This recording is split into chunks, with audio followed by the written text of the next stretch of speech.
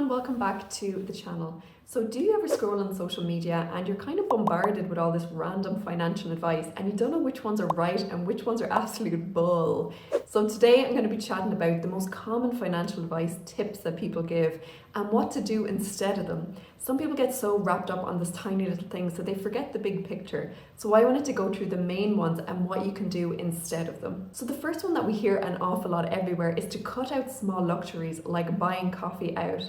Now, I would have to say there's a part of me that does agree with this financial advice, because when you think about it, if you're spending £5 a day on a coffee, like how much does that equate to for a year? Probably this much.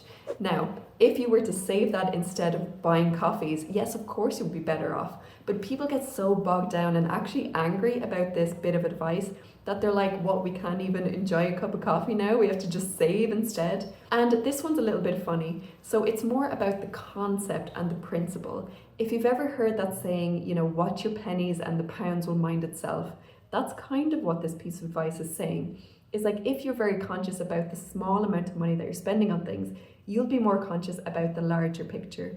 So of course, have a cup of coffee. I, make a budget stringently every month, and every month I put about 80 to 100 pounds of a budget to go sit in a cafe, drink a cup of tea and read a book or sketch or something like that.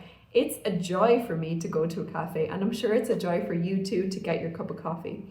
But instead of, scrimping on small luxuries like that, maybe switch it around and think of the bigger picture instead. So more like high impact financial changes you can make, like negotiating your rent, maybe speaking to your boss about a raise and maybe a higher salary, or maybe refinancing your loans and looking into any debt that's double-digit percentage and try and get it into a smaller percentage rate so you're not, wasting money on interest.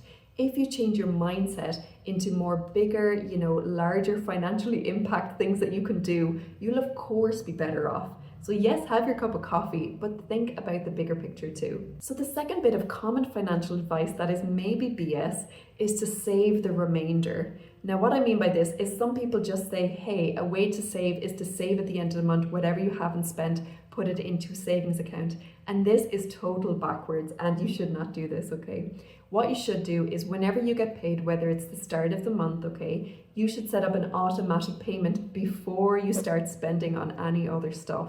So if you have a goal to save £300 every month, set up an automatic payment as soon as you get paid so that it goes into a separate savings account. Don't wait until the end of the month after you've spent on a load of stuff and just save the remainder. Make a plan and save before you start spending. This way you're more likely to guarantee to get your goals and to reach your saving goals, whether it's to buy a property, whether it's to move abroad, or whether it's to retire early. If you automate and save first before you spend, you're way more better off than waiting until the end of the month to save. So the third one is that debt is bad. This is a bit of financial advice that we hear everywhere, okay? And part of me agrees with it and part of me doesn't. People like Dave Ramsey are very gung-ho about being totally debt-free, to not even having a mortgage and to absolutely kill yourself working to pay off your mortgage before you're old, okay? And I would have to say I kind of disagree with that, because sometimes debt can be a good thing. Like, I wouldn't have been able to afford this property with cash if I didn't have debt with a mortgage, okay? And although it's not a crazy mortgage, and hopefully I can, pay it off before I retire, if I wasn't to have debt, I wouldn't have an asset like this that's actually growing in value in the background. So I don't have to do anything extra. So instead of putting my money into rent, I get to put it into an asset that is likely to grow because I'm in a good, location. So yes, there is bad debt, but not all debt is bad. Even things like student loans. Now, I'm not talking about America, six-figure student loans where they're completely out of hand, and I agree that is bad for people to get into. But a minor student loan, like maybe it'll cost you $5,000 to do a bachelor's of science, okay? Things like that. It's like maybe that is money well spent because you're likely to get a salary that's, 60 grand potentially, or a little bit more. So you're likely to pay off that debt very quickly. However, when it's bad, when it's like, 100 grand to be a chiropractor or something like that, and you're swimming in debt and that interest is just building up, that's when it's very bad. When you get into a lot of debt when you're young, okay? But if you're trying to just grow and, improve on your skills, then okay, yes, it is a good idea within reason. Other examples of bad debt are, of course, credit cards when you can't pay them off at the end of the month. So a lot of credit cards have double-digit interest rate, and if you forget to pay minimum payment or you just don't have the money to pay it, they can penalize you and it can affect your credit score, okay? So it can affect your future in the long term if you do want to get a mortgage. So it's good to understand, the differences amongst all the different types of debt. Yes, really try to not get into credit card debt. By all means, steer clear of that. Same with double-digit interest rates on car loans, absolutely steer clear. Maybe try and buy a car with cash outright, like a second-hand car that's obviously reduced a lot in value, but it's still got really good mileage and good health behind it. If you're a little bit more conscious about where your money is going and not always falling into debt, that is of course the better option to go for. So the next bit of common financial advice that I tend to see everywhere is to have a super strict budget and be really cheap with your life. Now, I don't agree with this at all. I recently did a video on this, which I'll pop up here, about how to be frugal but not cheap. Yes, it's really important to be conscious about your spending, but if you do a really, really strict budget with yourself and cut back on groceries, cut back on fruit and veg, cut back on paying for the gym, cut back on buying quality clothes, so you're actually ruining the environment by buying, clothes with plastic in it. Of course, that's terrible in the long run for the environment and for you as a whole. So yes, budgets are great. I love a budget, but be realistic, okay? Don't put in there that you're only going to spend, £20 a month on food when you spend more like £60 a week on groceries to be able to meal prep, to do lunches, to have protein, fruit and veg, look after your health, okay? I do not believe totally scrimping down just to save, anything that you can, okay? You can save a chunk of money if you stick to the 50-30-20 rule, which I've spoken about loads on this channel already. But if you're not sure about it, what it is 50% of your monthly income should go towards your needs, 30% towards your wants, and 20% towards savings and investing. And if you stick to this and create a budget, surrounded by this, you are more likely to have more of a fruitful life. Yes, you can still save and invest, and anytime you get a promotion to, save the difference and grow that percentage over time. Please do not scrimp and be a cheapskate just to, save £50 by not going to the gym. It's better to go to the gym and spend that £50 so that you can live a longer and happier life. The next financial tip that I see an awful lot floating around the internet is to buy a home as soon as possible, to get off the renting game and to buy a property. Now, I have very mixed feelings about this. So as I said before, I own this flat in London here, and I bought it about 2 years ago now, maybe a year and a half ago, right? And yes, I love living here. However, because it's an apartment, this is a leasehold property. And if you live in the UK and if you know what leasehold is, my God, it can have a lot of excessive bills that I wasn't totally aware of before I signed up to this. So a leasehold is essentially something that you're saying, hey, I own this property or I'm leasing this property for a certain amount of years. So there is someone, in this case it's the council because this is an ex-council apartment. So the council actually own all the buildings in this block, right? And they have contracts with us to say, hey, I have this apartment for 110 years.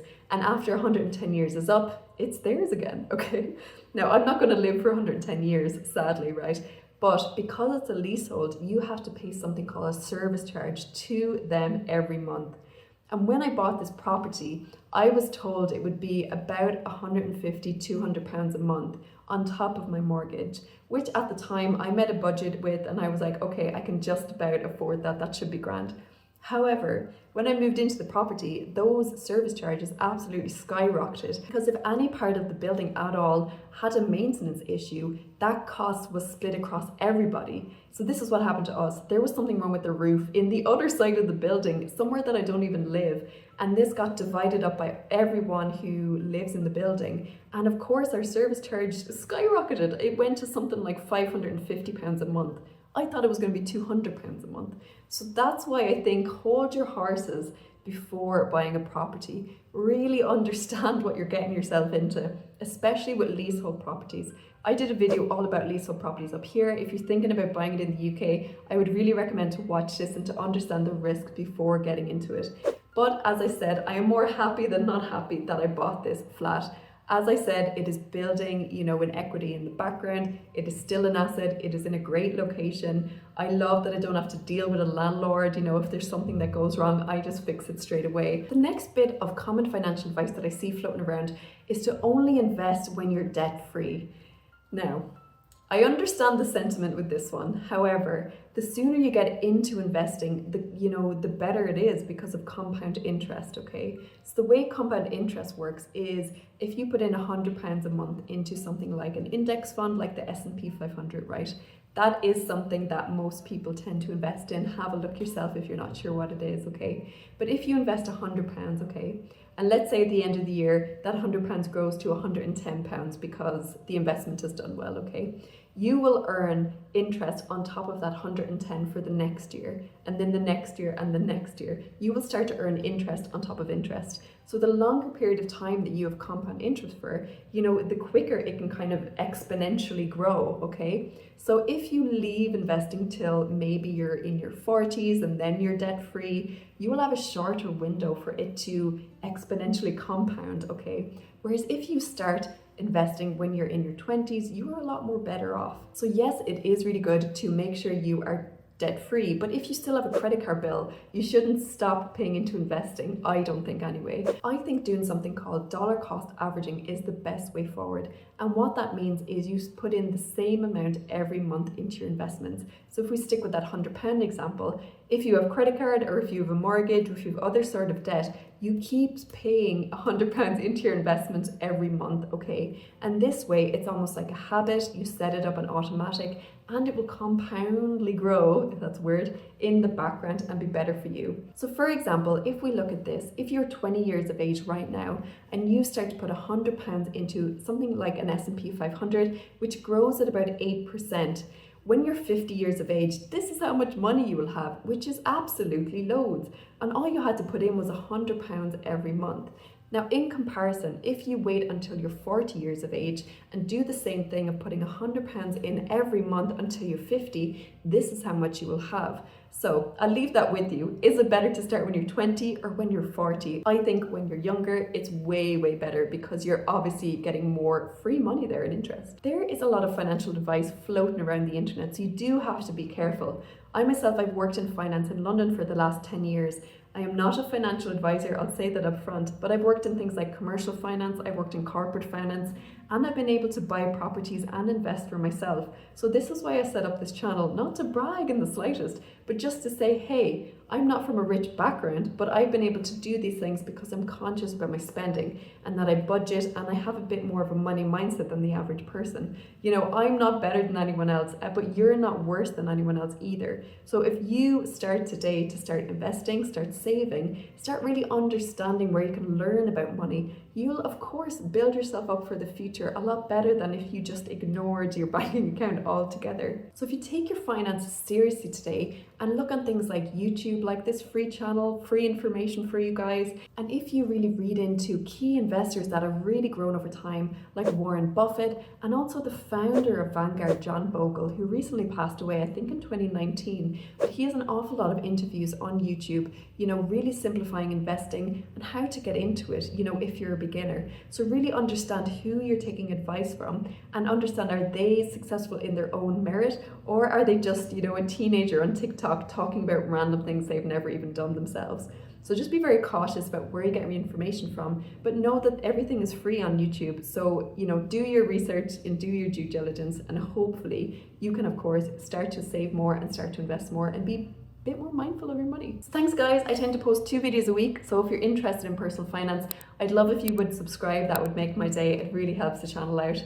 But until then guys, I'll see you soon. Bye.